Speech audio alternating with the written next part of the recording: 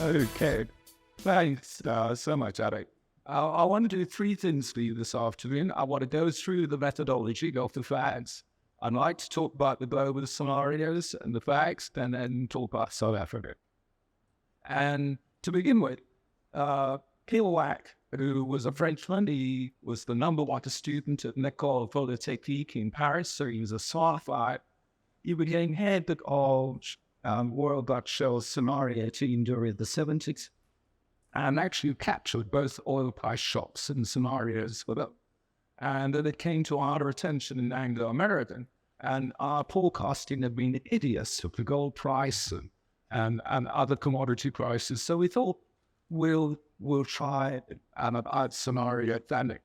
And one of the first things that Pierre said to me was, Clem, before you get to the scenarios, you must look at the forces that are changing the present into the future, because that will make your scenarios more focused. You won't be like the Delphic Oracle, looking 360 degrees. So study the flags. And I talked about the clockwork flags, which are the ones ticking away as trends, and the cloudy flags, which are the ones where you have to play different scenarios because the consequences of that flag can be so uncertain. I then felt that beyond flags and scenarios, you must offer intuitive probabilities to people of the scenarios given the status of the flags. So I do insist when people do scenario planning now that you give your best shot at a probability on the different scenarios that you offer. And then, of course, you've got to get to the business side, which is what are the opportunities and risks that flow out of those flags and scenarios. And then you've got to do something about it. What are your decisions and what are you going to do? But probably the most important thing is that you must actually look at the evidence every day supporting those flags to see if they've changed in terms of going up and down the flag goal.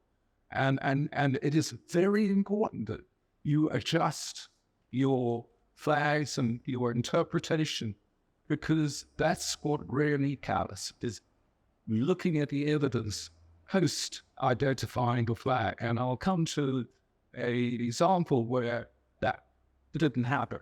So gathering the evidence, which in the book, which I see is over there, Thinking the Future, which I wrote with a young guy called Mitch Ilbrick, we contrast Aristotle with Plato. Plato thought you could come out of a cave and have a perfect idea of the world if you thought hard enough about it. Aristotle said you will never have a perfect idea. You must actually look at the evidence and see how it changes your opinion, and that's the way it is. You will never get that perfect bubble of the world. And of course, that's the difference between forecasting and scenario. And because with a forecast, you really are putting yourself on the line. They're saying that is going to happen. To be sure, there are things which you can forecast, particularly repetitive things that make insights. But in the world at large, the future only happens once. And that's why so many forecasts turn out to be bad. So that's why you got to continue update your judgment about the facts by looking at the evidence around it. So, given that methodology, what are the facts that that I actually wrote an article about in July last year for News 24? And the number one flag that I identified was the religious flag and the growing competition between the major religions of the world. And I said that the one thing to watch out for is another 9/11 event, but this time in Israel, because at that point, Israel was going through a moment of real weakness because Benjamin Netanyahu had put a controversial proposition forward on the judicial system, which would weaken it. And there were a lot of people in Israel who actually really thought this was ridiculous because they liked the Constitution being like the American Constitution. with a real independence between the judiciary and government. And the second thing, of course, going on in Israel time was allowing settlers to go on claiming land in the West Bank, which was obviously considered absolutely wrong by the Palestinians at the time. And those were the kind of subflags that made me put that at the top of the list at the same time. And it's also this flag of a kind of religious extremism and competition between Christianity, Islam, and Judaism hasn't been around a long time. It has. It was around certainly in the early 90s, and then we saw it with 9/11, and then we saw it in Israel. And the point that I'd like to make is that the evidence was there that this attack was going to occur. Just like 9/11, there was evidence. But there is such a disconnect between the analysts in the security agencies like the CIA and Mossad and the intelligence gatherers at the ground, that this was never discussed. And that is the real point I was making, that you've got to be like Aristotle. You've got to examine the evidence all the time. I mean, at 9/11, there was a young woman in the FBI who went to her boss and said, there are several flying schools around America where Arabs are learning to take off, but not land. And she was ignored. And so that came up during the congressional inquiry. In Israel, there was a woman in the intelligence agency who went in July to her boss and said, I am observing Hamas changing their tactics in terms of the drills that they're doing, which would suggest that there's going to be a collective attack on Israel. And I was ignored by her boss. He said, this scenario is imagined. And it absolutely shows that we've got to do this thing of examining the flag all the time with the evidence that is coming in. And I'm just so sorry that this, again, was not the terrible attack by Hamas on Israel, wasn't thwarted because that evidence was taken seriously. It didn't happen. So what is the scenarios now? And I get asked by lots of people, particularly Israeli Jews and American Jews, what do you feel that? And my answer is, I don't know where this war is going, because there's a lot of discomfort in terms of obviously what's happened in the Gaza Strip and the terrible destruction that has taken place in terms of property and lives. But we all know that the Israeli government doesn't want to let go on security there and have it all build up again. And then on the northern front, you've still got Hezbollah, and then in the background, you've still got Iran. So it is an incredibly uncomfortable situation. And unfortunately, this flag of religious extremism, which was first identified, I have to say, by somebody in Shadow in the early 90s, but has not gone away. And it could certainly rear its head elsewhere in the world, because there's a lot of division that's being caused by this war in Israel. The second flag that I talked about in this article in July last year was the leadership flag, and the fact that we don't control who are the world leaders whilst we're living, but they can have an incredible influence on your life. I mean, my dad was in the banking industry in the late 30s, doing quite well. And there was this leader in Germany who had other thoughts. That was Adolf Hitler. So in 1939, he was called up to the British Army. And heavens, he survived the war and was demobbed in 1945 and then became a stockbroker. But, that's what a leader somewhere else can do to you, sitting in a different country. And it's the same right now. And I have to say that I'm totally disappointed by the caliber of our leadership at the moment. You have Joe Biden, who probably is too old to qualify for held above village and how or civil west. ours. You have you have person who we all know is a total despot, and you have she who is actually more Maoist than his immediate predecessors who had actually changed the economy, particularly Deng Xiaoping. And they all have their own agendas. They don't have much to do with one another. And that's what we're stuck with. And it is totally different to the leadership that was around in the late 80s when you had Margaret Thatcher, you have Mikhail Gorbachev, and you have Ronald Reagan. And they had a positive relationship. And because of that relationship, they got rid of the Cold War and ushered in that whole new era with the abandonment of the Soviet Union. So it absolutely shows what an important flag it is. And if you ask me, who are going to be the next generation of leaders, I can't tell you at the moment. Nobody knows. So it's a very cloudy flag, but it is incredibly important. The third flag has been around since the annexation of Crimea by Russia. I call it the red flag of Russia, China, and North Korea.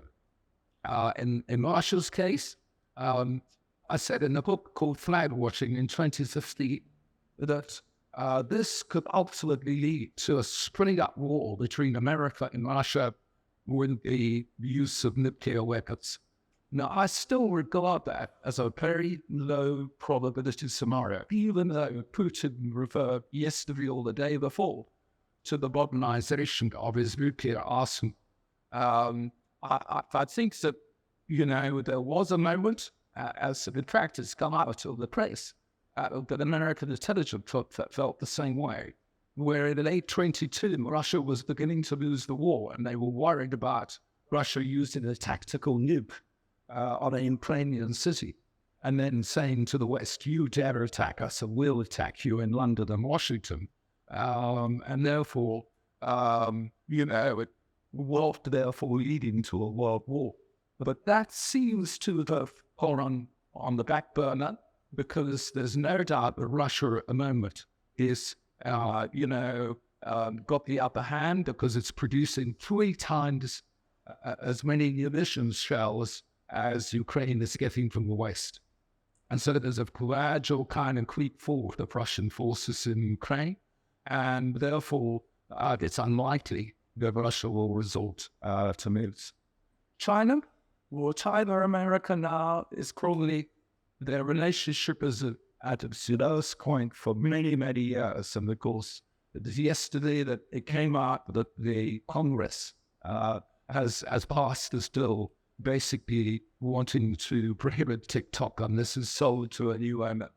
And, we don't know what the response from China in terms of banning American products could be if it goes through the Senate and then is signed by the president. And of course, Taiwan remains there. Its new head, neither, is very pro maintaining independence of Taiwan. The Chinese have absolutely said that it is part of China. So it's an unresolved issue. And again, you have to watch all the things going on around Taiwan all the time to see whether there is a possibility of a military conflict over Taiwan. And North Korea, you have this totally unpredictable leader in Kim Jong-un. He has 40 to 50 nuclear weapons. That's the latest estimate. He stopped testing ballistic missiles during his deal with Trump and met him at a demilitarized zone and shook his hand. But of course, he's now back to full-time testing and ballistic missiles, and flies them over Japan, even flies them close to the Californian coast. And so, again, it has something that you have to watch, because it could change the full strength of affairs in the Far East. The fourth flag is one that's interesting for me, because it's never really talked about by the financial experts. It is the grey flag of the aging of the world's population. It first came to my attention with Pierre Wack, who said in 1988, if Japan ever as a property class, it will never grow fast economically again. And that's why we all glorified Japan, because it had grown at 7 to 8% per annum for 20 years. And they're anymore say it's over. And he said it's because it's the oldest country on earth. The percentage of people over 65 is higher than in any country. And he said, oh, people don't do as much. Adam, and it was right. I mean, Japan, basically, after the property crash and market crash, in 89, 90, it hasn't grown since, around 0.5%. And the same thing is happening in Europe. Right now, focusing back to Italy has a declining population. Greece is close to a declining population. And so Europe's economic growth rate, it is going to be disappointing because of that particular flag. Even though they've got new immigrants, it's still an aging population. America, by contrast, it's only really going to age in the second half of the century. So for the time being, America can grow 2 to 3 times faster than Europe because of this particular flag. But the important thing is, it's just hit China because of the one-child policy. And then they lifted it, and now Chinese women don't want to have as many kids. And so China's population growth has gone negative. It lost a million people last year, and it's a middle-aged to aging population, and this is having a severe impact on the Chinese economy. India is still a young population, and of course other countries in South America and Africa are young populations. But there is another flag to decide on whether those countries are going to grow fast economically, which is the quality of the government in those countries.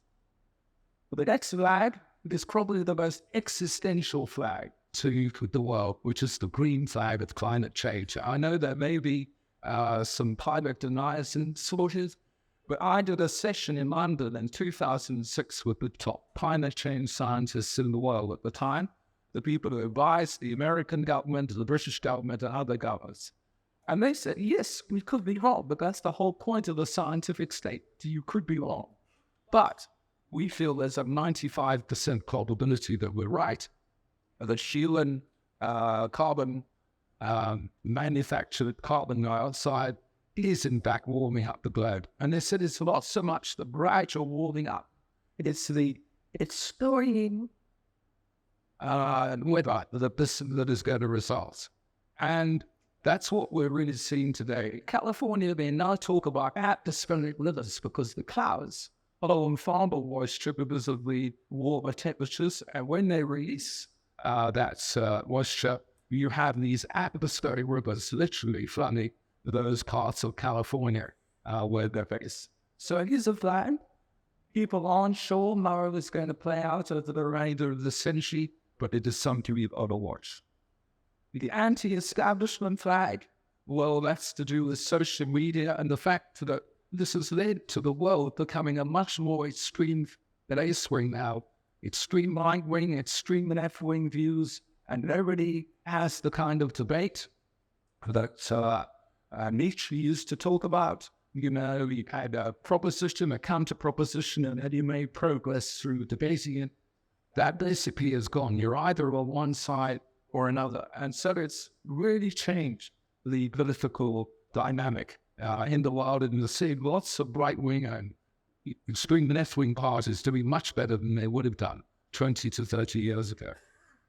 But the poorest border flag first went up in 2012 when I facilitated a session for ITCOL in Paris. So we were looking at the biggest threats to the world over the next 10 years. And I thought they would have remained some pride, but instead of which they said, poorest borders, the fact that we're there to see millions of people from poor countries now trying to get into the rich countries, and we really have no system to stop them getting in. And they were pretty dead right, because now there's certainly on the southern border of the US with Mexico and the English Channel and everything else, it's become an absolutely top issue. And people still don't know what they're going to do about it. I personally don't think they're going to see that the Conservative Party has put in place for undocumented immigrants into the UK. This really going to work. But the next flag is among the debt in the world today, and that has been caused by all the easy mining policies that we've had in place since the grinning financial crash in 2008, and obviously with the pandemic, the additional money that governments gave so that businesses could continue to exist. And this has created some incredible figures. And right now, the national debt of America is $34 trillion, and the GDP is 27 trillion. So that gives a ratio of 125%. If you remember back 10 years, 60% was considered the ceiling of the national debt. And then you have America now and double that. And yes, the US Treasury could print the money to pay off the debt, but interest rates have risen, which means a greater proportion of government money in the United States has to go to service the loans.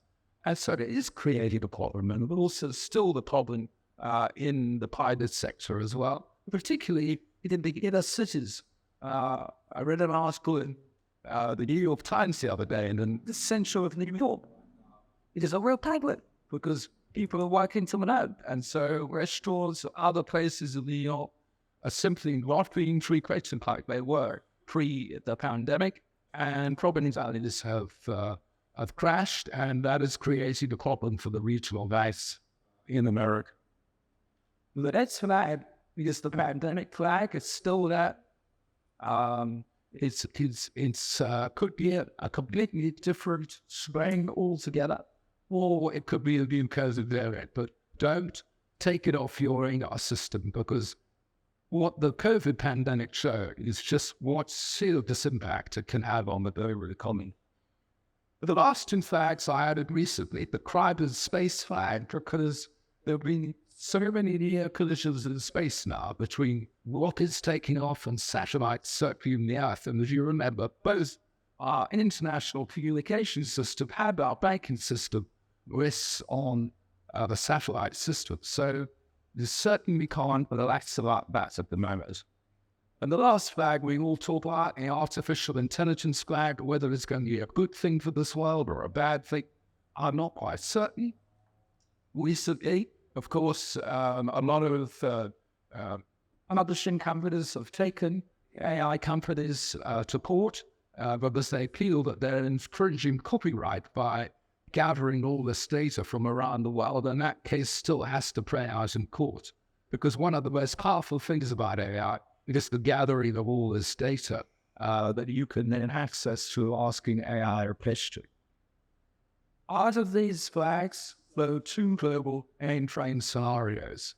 The first one is friendly planet, where the world finally gets together to solve the green drag of climate change, try and reduce the level of income inequality between nations in the world, all the good things. But I'm afraid to say, as I said, the leadership flag would suggest that we've got to wait for a new generation of leaders before this scenario comes into play. And the alternative is called gilded cages, where the West retire into a gilded cage.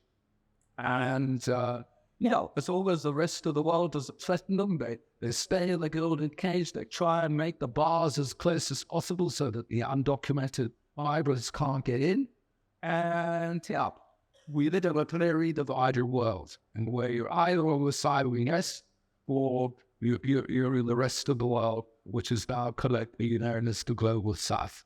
And of course, it's not an easy world to do business in when you think that globalization was the central driving force of the last century. Freedom of movement of people, freedom of movement of goods. So what are the South African flags? Well, we have the crime and corruption flag. I'm afraid to say it's pretty red. In fact, all the flags, I suppose, are pretty red. Essentially, if you look at the economies growing fast, you don't have that challenge to contend with. And of course, in this country, you've got to add the further flag of catered deployment and, the inefficient management of these state-owned enterprises. Those are things which you simply can't have if you want to be a winning nation. The second flag is the qualitative infrastructure. I remember doing a session at the Central Party School in Beijing because they wanted to understand scenario planning. And it is the leadership academy for the Communist Party. And they showed me around the school afterwards, and all the quotes were Deng Xiaoping. And when I asked one of the professors why, he said, because Deng told us two things in 1978. He said, firstly, we've got to get the infrastructure right, because that is the crucial platform for economic growth. And secondly, we've got to allow ordinary Chinese people to create wealth for themselves, which was totally the opposite of communism.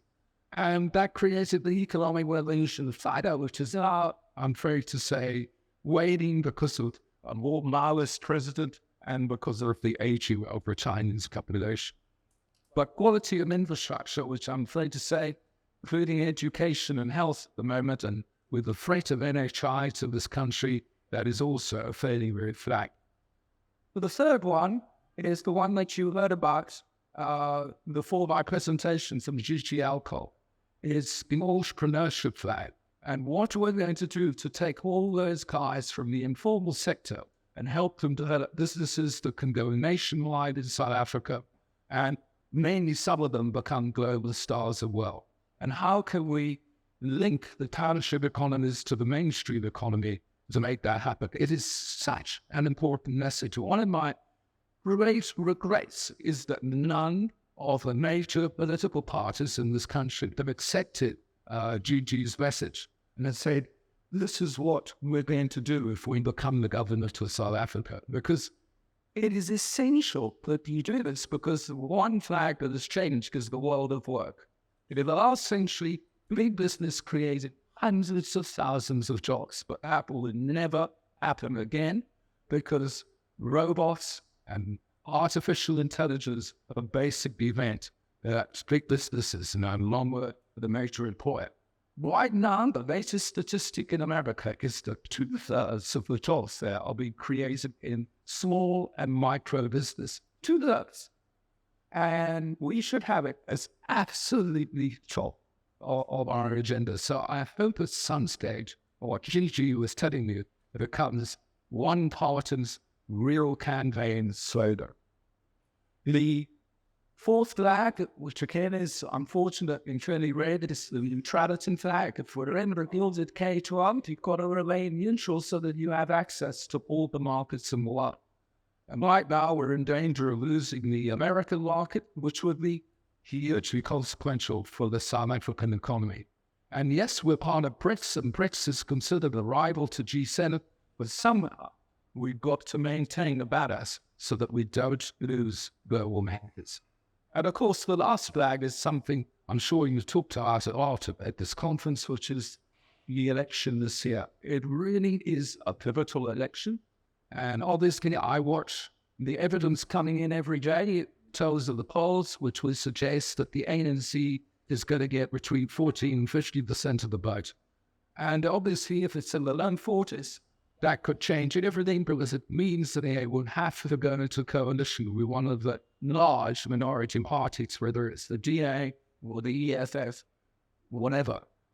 They will have to go into coalition. So this is a really, really important election. And all you can do is watch the polls as they come in before the election. But I do want at least one political party to take on this aspect of entrepreneurship. I did a debate in 2016 with Julius Malema, with Cape Sun and Reed. And I said, I'm an economic freedom fighter too. Julius, it's just that my definition of economic freedom is different to yours. You want to take over the land of the banks and mines. I want to create genuine economic freedom for the entrepreneurs in this country. So it is for the possible scenarios for the people's economy where we do just that, and we change our economy in a way that actually makes it different and allows all the entrepreneurs, old and young, to participate in our economy.